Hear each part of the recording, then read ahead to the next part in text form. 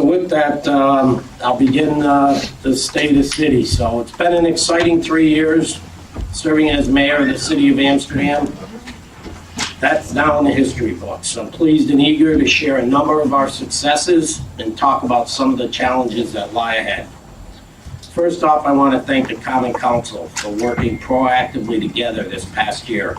And I have to say, no matter who has been in these seats, they've been active. We try to make sure that we bring them in and make them part of the solution. And it's certainly greatly appreciated by all the council members that we have a great working relationship, and I'm confident that will continue in 2019. The same appreciation to the city's department heads who step up to the plate daily to ensure the internal business of the city is conducted professionally. Great strides have been made by Controller Agresta and his staff. As we look ahead in 2019, the city will be current on all its financials. Although the numbers are bleak, we finally have accurate figures allowing for us to plan accordingly. As you may have read in the media, we are exploring options for debt financing and making a home rule request under Section 1010 of the Finance Law. Pursuing this avenue will require the assistance of our state representatives, Assemblyman Santa Barbara and Senator Amador.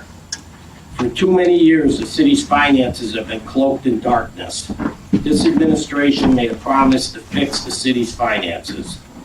The Common Council, particularly Alderman Marticello, coordinated the effort to bring in outside help to assist the Controller's office and put us on a path to have our financials current. Inheriting this enormous debt will be a challenge, not only for our elected officials, but for our tax-paying constituents. As leaders, we must provide the facts, but we also must understand that pointing fingers will not solve the problems that we face. Instead of looking back, we must look ahead. Amsterdam has a future, and we must overcome this hardship that we face, and we will. We continue our efforts to pursue foreclosures on a yearly basis. To give you an idea of how important it is to conduct foreclosures on a yearly basis, the following data is provided. We took ownership of 141 properties, far less than the 374 the last time we did one. In terms of total brought in by that process as of right now, the taxes that were outstanding as part of this process were about $1.2 million. The city took in almost $1,080,000 from the auction. So we lost less than $200,000 in this process. The first time, we had a loss of $3.5 million. We are hopeful that this next foreclosure will allow us a break even or possibly even take in more than was actually owed in taxes. And in terms of our financials, we are 100% current on bank reconciliations. They're done on a monthly basis. We are current with the state on annual financial filings and hope to have our 2017-18 audit done within the required 9-month time frame. Our auditors are currently on site conducting field work necessary to complete this audit on time. Scheduling for that is happening as we speak. The Controller's Office continues to implement a new timekeeping system that can save the city an average of 2% of payroll each year when fully implemented. We are still negotiating with police and fire to get that staff online. The codes module is also making strides. That will allow us access to valuable data as we continue to improve our city's appearance. Controller Agresta and his staff have worked closely with the mayor's office and with the Common Council so that we have provided the most accurate data as we approach the 2019 budget. There are many initiatives that are underway and many that we can look forward to in the near future. Some of these I have highlighted below, and I will keep you updated on their progress. Recently, the Amsterdam East End and northern neighborhoods were designated as BOAs, Brownfields Opportunity Areas, under the New York State Department of State BOA program. This designation will provide large tax incentives to developers who redevelop old industrial sites within the designated BOA and will serve as a major financial incentive for reinvestment in the city. And I can tell you that we have already been in discussions with owners of property on the east side of the city. So that is already a very positive thing going forward with the BOAs. And we look forward to working with this outside group. Our land bank, cooperative effort between the City of Amsterdam and the City of Schenectady. We're successful in obtaining another $2 million grant from the State Attorney General's office to address blight into the city. This is on top of the $3 million in funding that was received in 2016 and $2 million that was received in 2017. To date, the land bank program has demolished 14 units of dilapidated housing on Division Street and Guy Park Avenue, 9 units on Forbes Street, 5 units on John Street, and 2 units on Jackson Street. We have rehabilitated 13 units of housing in various neighborhoods throughout the city at a cost of over $900,000. The land bank is currently looking to demolish 7 unsafe structures on Academy and Union Street in the coming year. Beautiful building that we sit in received a $224,000 grant from Parks and Recreation and Historic Preservation. That project was to rehabilitate the portico on the southeast side of City Hall. That was completed in 2018, and that is the first step toward bringing City Hall back to its former glory. The Mohawk Valley Gateway Overlook Bridge, $325,000 grant from Department of State and $325,000 from DOT. The city has undertaken many enhancements to the MVGO. The amenities include artwork, which 2 pieces have been installed. The third will be installed in the spring. The bathrooms, which are located on the south side, just across from Ludimo, will be completed in early spring as soon as the weather breaks. I believe foundation and plumbing are all set. Rich? Yes. The West End, which has sustained flooding and water issues over the decades of time. Funding provided through the Governor's Office for Storm Recovery, almost $1.4 million in storm drainage improvements have been done to the West End. Those have been completed. Water Quality Improvement Project, $183,000 grant from the State Department of Environmental Conservation. Improvements are being made at wastewater treatment. An affluent chlorination system, which will reduce potential contamination of the Mohawk River. This project is expected to be completed this year. I'm not going to go through each and every one, but the Dove Creek flood wall, that project will be going forward. Construction will start in 2019 in the spring. The sewer system, we have been awarded $5 million back in 2016.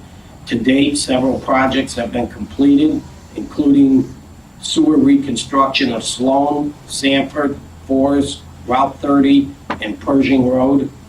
In addition to addressing the crisis that the city has faced during a very challenging 2016-2017, this funding focuses on major upgrades to the city's sewer pump stations.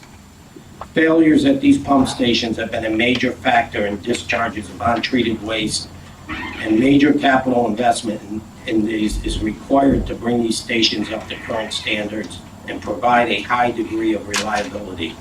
So we continue that work, and we'll do the same again in this funding round.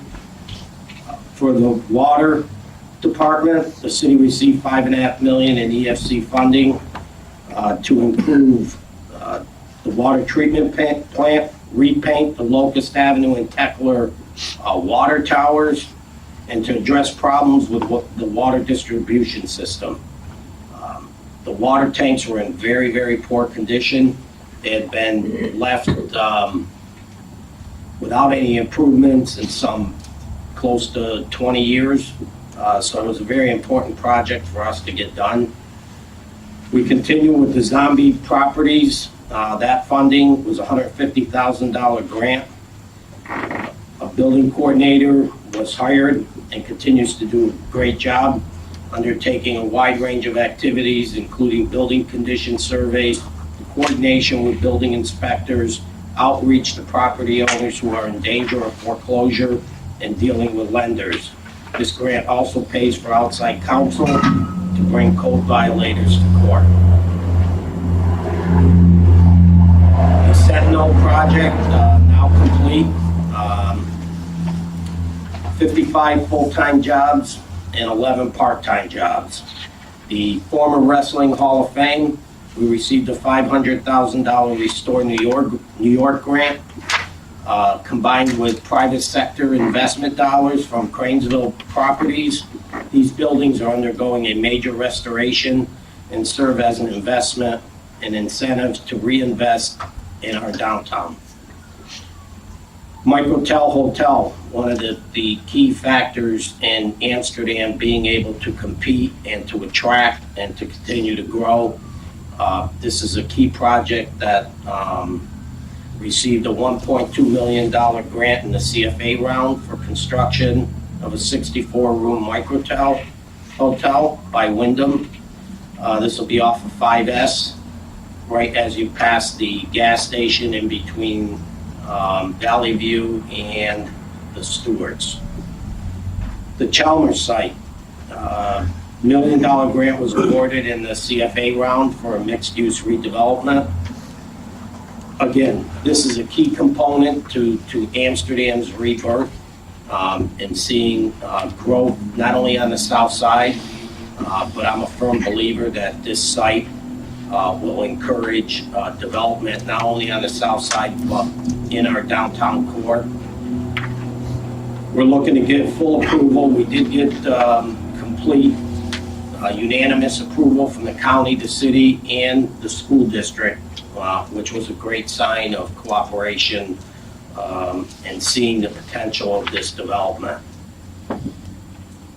Microenterprise grant program, that's currently being administered. It's a $200,000 grant. A total of 10 businesses have received assistance, and they have created 14 jobs. And I think one of the key things for Amsterdam and what we have tried to do is to open the outside public's eye on what Amsterdam is doing. And I think that was the reason why we wanted to change the name from recreation to tourism, marketing, and recreation. Because we have become much more than a recreation department. And I think if you look at the events that were held and have been held in Amsterdam, I think if we look at in 2015, prior to this administration coming into office, there were 9 events. In 2016, there were 12. In 2017, there were 17 events. There were 20 in 2018, and we have 26 planned for 2019. So you can see the tremendous amount of participation, the tremendous talent that we have put in place that coordinates these events. And I think if anyone has looked on Facebook, I think our citizens really see a complete difference in how Amsterdam is viewed. I know that in discussions with people who live outside the city, they rave about the events that are held here and the professionalism in which they are conducted. And I think that speaks volumes to Rob and his staff for putting together some fantastic events. So I think you all are familiar with them, with some of the newer ones. Obviously coming up in another week, Soup Fest. Last year, the St. Patty's Day Pub Fest was new. We're having a Wing Fest this year. And you can go on and on. Park Fest, movies in the park, sunset celebrations, a new one, Independence Day Festival, the Craft Beer Festival, River Fest, National Night Out, Italia Fest, the New Year's Eve Festival, the Homecoming Bonfire, Oktoberfest, Trick or Treat on the Bridge, which has been a tremendous success, tree lighting, which has not been done here before, gets bigger and bigger each and every year. So congratulations to that team. Again, summer camp, 150 kids in our area who attended. Learn to swim, more than 300 kids. Recreation basketball league, 300 plus kids.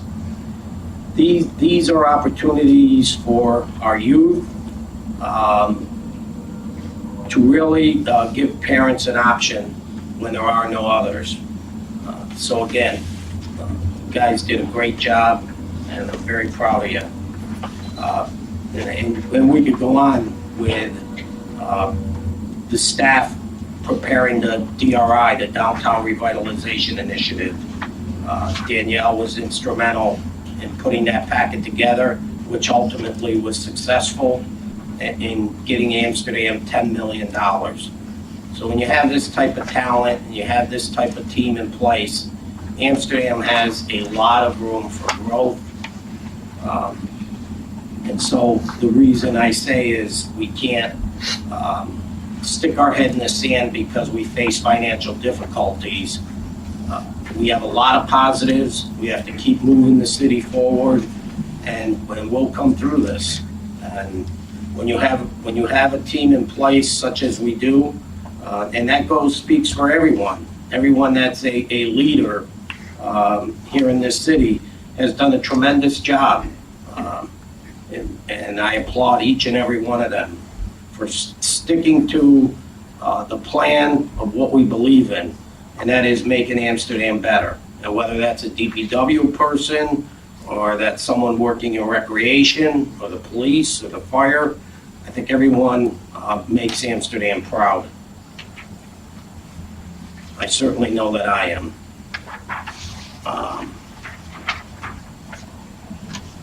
And again, I just can't speak enough about all the events that we have. And when I hear people say that there's nothing to do in Amsterdam, I could go on for 2 more pages of events and what we have and what we have brought. And the marketing videos have been phenomenal with Rich Quack, showing how great a city we really are. Shuttleworth Park, again, we have so many great things to build around, and that is certainly one of our jewels. Recently, we hired a community economic development director, and certainly we welcome Amanda Bearcroft as that director. Amanda provides a tremendous skill set and will take Amsterdam to new heights. Under Amanda's leadership, Amsterdam will continue to work with the Montgomery County IDA and Amsterdam's IDA. This partnership has proven to be successful in 2018 and will continue to do so in 2019. So I'll share with you some of the projects that are underway. The DRI project, working with the LPC, the local planning committee, we are now underway identifying projects that will move forward, balancing a mix of private and public investments. We've recently met with and discussed CDTA and looking at the possibility of the existing bus service line to the city into New York's Route 5S. This would consolidate existing services and manage fleets so there would be consistent and reliable services. Obviously, that would take us reaching out to the county, which we have, and we're in infancy talks with this. But I think it's something to look forward to because CDTA would put us on the map. You know, you always hear Tri-Cities, Albany, Schenectady, Troy. I think if we get CDTA in here, now Amsterdam becomes part of that conversation. Bike sharing, Line Bike. I know Amanda's working with Line Bike to bring bicycle fleets, e-bikes, e-scooters to the city. The service is a dockless service and could fill in the transportation gaps that we currently experience. The kayak expansion on the waterfront. We were awarded a CFA grant to make that ADA compliant for long-term storage. The grant will install ADA accessible kayak launch on the south side, as well as provide storage for people traveling. Again, the Chalmers project. Along with the residential portion of it and the Landsey's Banquet House, there will be boardwalk space open to the public. There'll be permanent outdoor pavilions. We're trying to increase the space and amenities that are available to the public with that site. And again, all three municipalities have approved that pilot program. We were working with Cornell Design Connect on the Southside Food Desert Study, an interview with master students of Cornell's planning program. It will focus a semester-long project on the South Side and food options, so the area can become more than the current food desert. The program and study will be based off of what the City of Amsterdam Central Civico and the students create it to be. Working on other housing projects and initiatives with private investors, meeting with AHA on creating housing opportunities within the city, especially within the DRI development, and looking at security updates to right here in City Hall. I know that we have some concerns as to people wandering throughout the building, and we obviously house the office of a congressman, so we want to make sure that we try to firm up our security and looking at Homeland Security for a grant for that. I'm just going to briefly touch on the police department and the fire department. I think we can all say our police department does a fantastic job. In today's day and age, it's changed a lot since I was on the job. And Chief Kulik and Deputy Chief Thomas do a great job.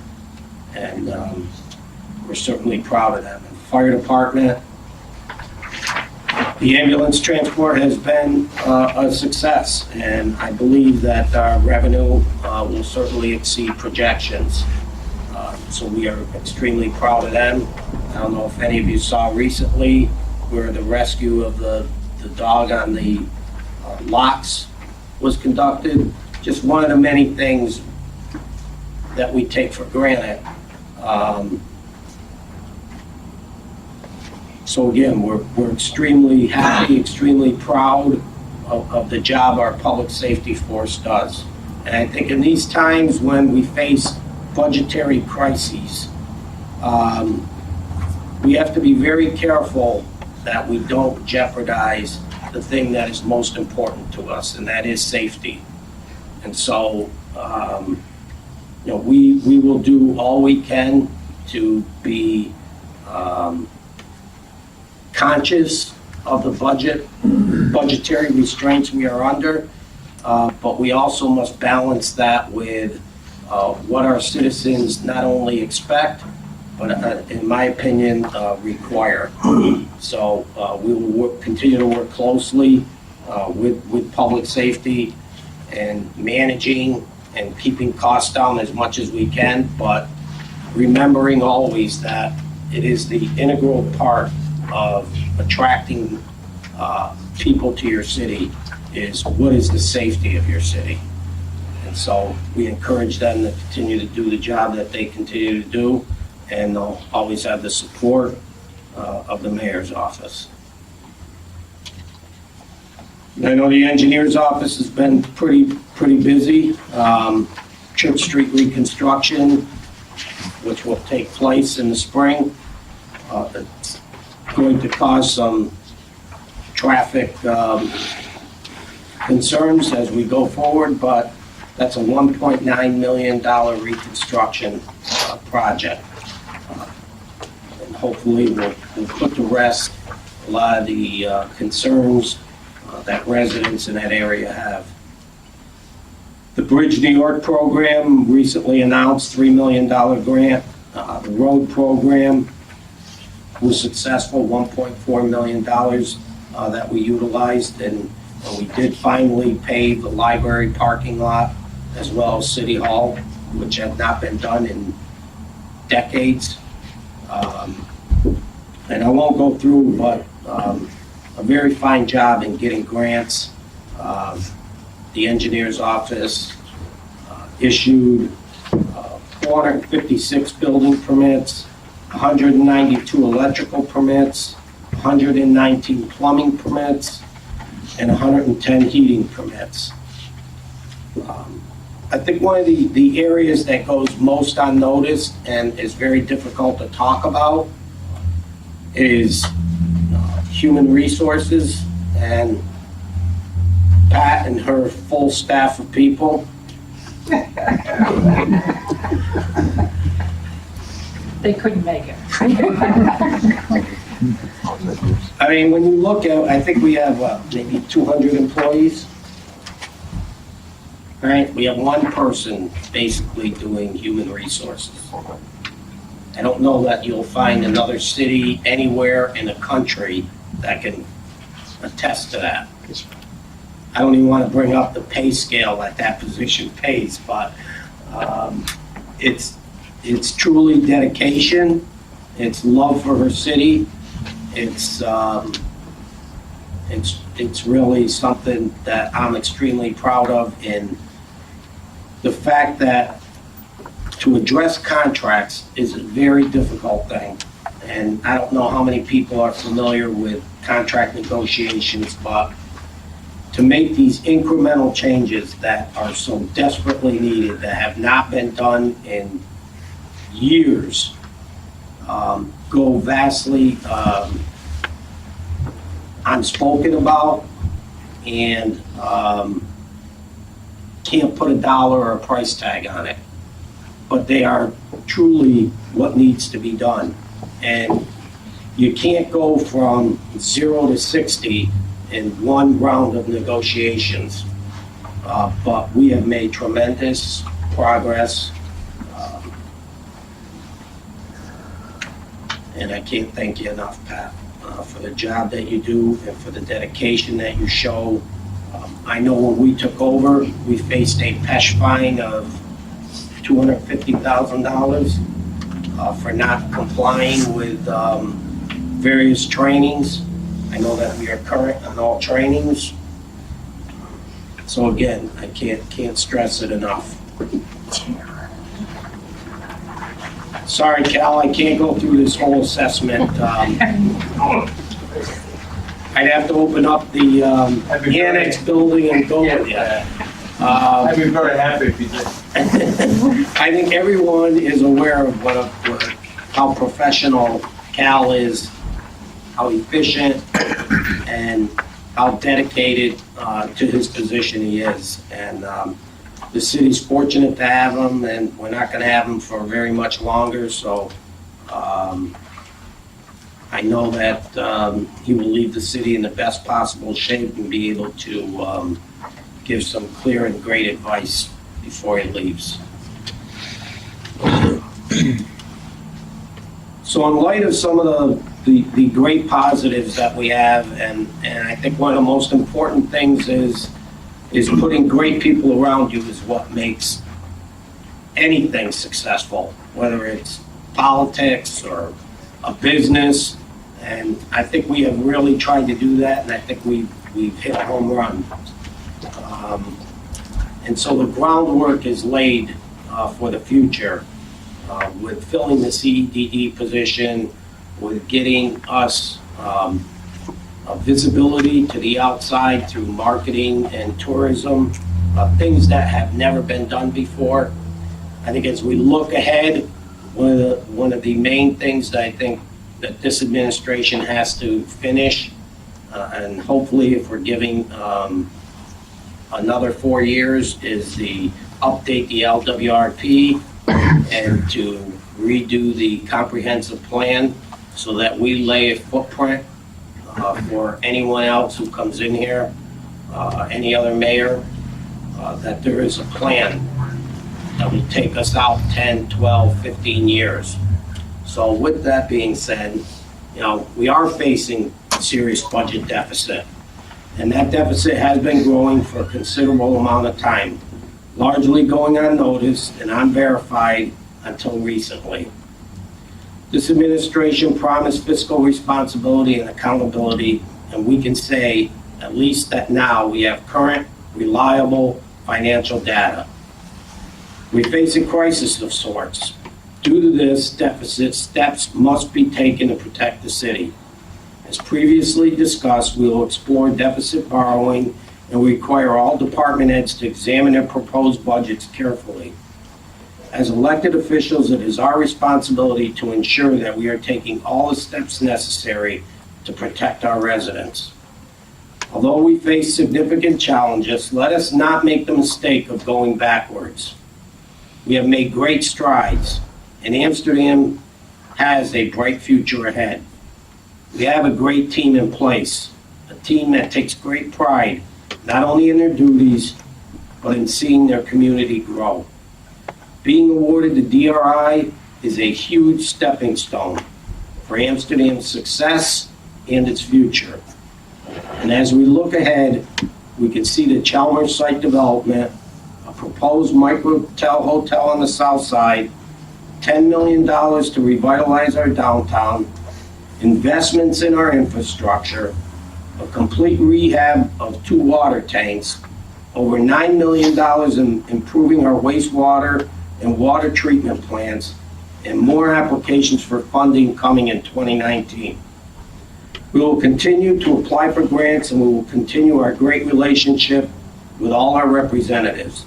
I would personally like to thank Matt Ossenfort for all his support from day one to the present, Senator Amador, Assemblyman Santa Barbara, and Congressman Tonko.